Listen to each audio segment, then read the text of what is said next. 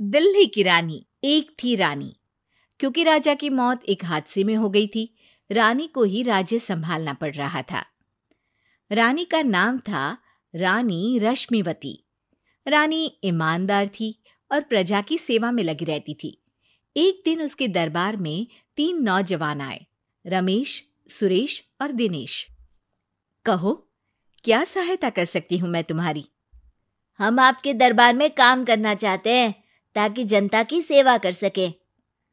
लेकिन अभी तो तुम्हारी उम्र बहुत छोटी है। तुम लोगों को तो अभी अपनी पढ़ाई पर ध्यान देना चाहिए। हमारा मन पढ़ाई में नहीं लगता। माता पिता को लगता है कि हम किसी के लायक नहीं है और हम साबित करना चाहते हैं कि हम लायक हैं। उत्साह बहुत अच्छा है, मगर अभी उम्र कच्ची है तुम लोगों की। अरे उम्र से क्या होता है रानी जी? शास्त्रों में लिखा है कभी किसी के ज्ञान को उसकी उम्र के आधार पर नहीं देखना चाहिए। बात तो सही है तुम्हारी। और अगर सच में तुम ये संकल्प करके आए हो कि तुमको यहाँ काम करना है, तो पहले परीक्षा देनी पड़ेगी। 3 परीक्षा, एक शारीरिक परीक्षा, एक बुद्धि की परीक्षा और एक देशभक्ति की परीक्षा। और ये क्या है? वो मंत्री महोदय तुम्हें समझा देंगे। हमारे पास समय नहीं है। अगर तुम लोग तैयार हो तो बताओ। हाँ, हम तैयार है किसी भी परीक्षा के लिए। मैं भी तैयार हूँ कुछ भी कर गुजरने के लिए। तो ठीक है मंत्री जी, आप इन तीनों की परीक्षा कल से ही शुरू कर दीजिए। जो आज्ञा रानी साहिबा। अगले दिन से ही तीनों की परीक्षा शुरू हो जाती है। पहले शारीरिक परीक्षा, यानी किस में कितना है दम, ये देखेंगे हम। क्योंकि शरीर में दम होगा तभी तो प्रजा की सेवा में दम लगा पाओगे। हमें क्या करना होगा? वो पेड़ दिख रहा है, जो सबसे पहले चढ़ेगा उस पे दरबार में नौकरी पाने के अवसर उसी के बढ़ जाएंगे। मैं चढ़ता हूँ। अरे रुको रुको, गिनती गिनने दो। 1, 2, 3। 3 की गिनती के बाद रमेश और सुरेश भागकर पेड़ के पास गए, मगर दिनेश आराम से पेड़ के पास गया। जैसे ही रमेश और सुरेश आधे पेड़ तक चढ़ गए, दिनेश ने उन दोनों की टांग पकड़ के उन्हें नीचे गिरा दिया और खुद पेड़ पर चढ़ गया। दिनेश की जीत हुई। अरे लेकिन इसने बेईमानी की। बेईमानी नहीं की, बुद्धि लगाई। शरीर के दम के साथ दिमाग में भी दम होना चाहिए। क्यों मंत्री जी? हाँ, बात तो तुम्हारी सही है। लेकिन बात अगर बुद्धि की है तो बुद्धि की असली परीक्षा हम कल लेंगे। शाम को जाकर मंत्री रानी को सब बता देते हैं। यानी दिनेश उन सब में ज्यादा होशियार है। जी रानी साहिबा। अगले दिन तीनों की बौद्धिक परीक्षा का समय होता है। आज हमें क्या करना है मंत्री जी? थोड़ा सब्र करो, कल जल्दबाजी में ही हारे थे तुम। सही कह रहे हैं मंत्री जी। अरे तू क्यों ज्यादा बोल रहा है? तू भी तो हारा था ना कल। ए दिनेश, ज्यादा होशियार मत बन। अरे लड़ो मत। आज की परीक्षा पर ध्यान दो। आज की बौद्धिक परीक्षा में ये कुछ बोरे हैं, कुछ में नमक है और कुछ में रुई। जिसको जो ले जाना है उठा लो। देखते हैं कि कौन जल्दी से कोई भी एक बोरा नदी के उस पार लेकर जाता है। समय शुरू होता है अब। तीनों बोरों की तरफ बढ़ते हैं। सुरेश, नमक की बोरी भारी है, ले जाने में मुश्किल होगी। हाँ, सही कह रहा है।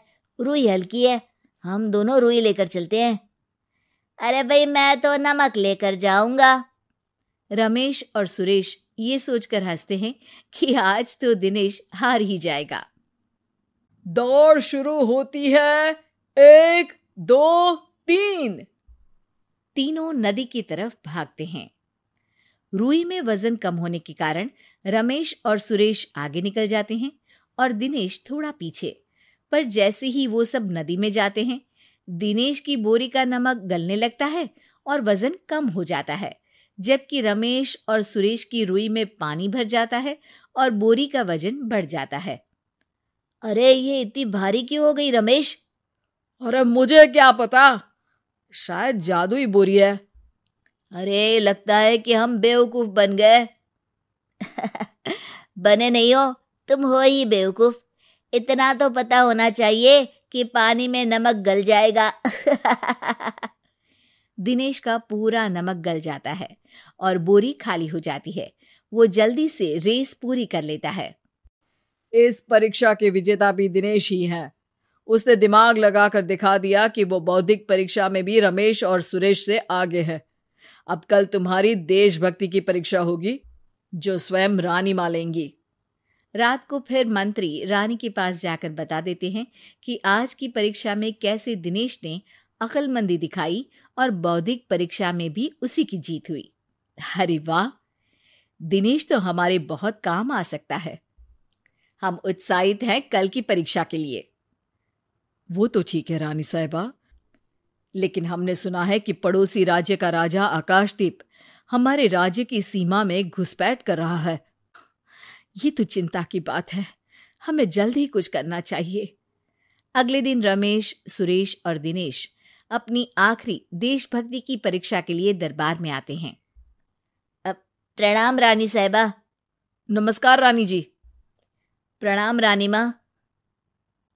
हमने तुम्हारी परीक्षा पर गौर किया। दिनेश आगे हैं। हम तुम तीनों में से किसी दो को ही दरबार में काम दे सकते हैं।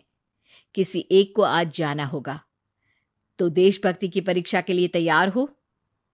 पूरी तरह से। मैं तीनों से एक ही सवाल करूंगी। जिसका जवाब सबसे सही लगेगा उसे तो नौकरी मिल ही जाएगी। फिर दूसरे सबसे सही जवाब देने वाले को भी काम मिलेगा। आप लोगों का समय शुरू होता है अब। ज्यादा सोचने का समय नहीं होगा। जो मन में पहली बात आए उसका जवाब दे। तो सवाल यह है कि तुम इस मिट्टी के लिए क्या कर सकते हो? मैं इस मिट्टी को साफ रखूंगा। यहाँ के लोगों के भोजन की कमी को मैं पूरी करूंगा। मैं यहाँ के लोगों को गले लगा लगा के उनको खुशी दूंगा रानी माँ, और गरीबों के लिए घर बनवाऊंगा। मैं इस मिट्टी के लिए किसी की जान भी ले सकता हूँ रानी माँ। मंत्री, दिनेश को एक तलवार दो। जी रानी जी। दिनेश, पड़ोसी राज आकाशदीप की जान तुम्हारे हाथ में है। जाओ, अपना काम पूरा करो। आज रात को तुम उस पर हमला करोगे जब वो सो रहा होगा। दिनेश वहां से चला जाता है। रानी माँ, ये आपने क्या किया? अभी किया नहीं है मंत्री जी। आप आकाशदीप को संदेशा भिजवाओ कि पड़ोसी देश का एक कातिल रात को उन पे हमला करेगा और दिनेश को पकड़वा दो। अरे, ये आप क्या कह रही हैं? और क्यों कर रही हैं आप ऐसा? राजा को लगेगा कि हमने उसकी मदद की, उसकी जान बचाकर। वो हमारे राज्य का पीछा छोड़ देगा और हमारा एहसानमंद हो जाएगा। और दिनेश का क्या होगा? इस राज्य को दिनेश जैसे शातिर और लड़ाकू लोगों से ज्यादा जरूरत है, ऐसे लोगों की जो लोगों को खाना खिलाने की और खुश करने की बात करे। और ये गुण सुरेश और रमेश में है। इन्हें नौकरी दे दो। दिनेश बहुत चतुराई से नौकरी हड़पना चाहता था, जिसके लिए उसने रमेश और सुरेश जैसे दोस्तों का भी नुकसान किया। पर रानी ज्यादा चतुर निकली। उसने एक तीर से दो निशाने लगाए।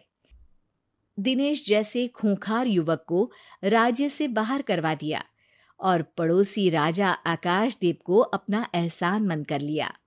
पूरा दरबार रानी की जय जयकार कर रहा था।